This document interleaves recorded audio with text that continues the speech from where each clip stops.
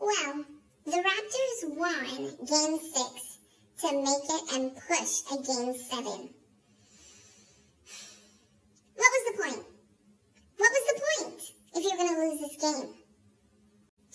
If you're not going to try your hardest, what is the point? You should have just lost Game 6 instead of pushing a Game 7 and stressing the fans. It doesn't make sense. It doesn't make any kind of sense.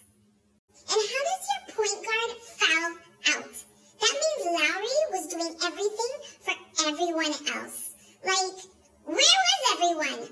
Rebounds? Hello? Get them. It was a do-or-die situation. Do or go home. And that's exactly what they're doing. They're going home because they didn't do anything. After the game, my friend asked me if I'm going to watch the next series. I said, no. Are you crazy? I don't want to watch the Boston Celtics play Miami. I will say this, though. I give my props to Lowry. He played the best season, the best game 7. So most respect to you, and go Raptors.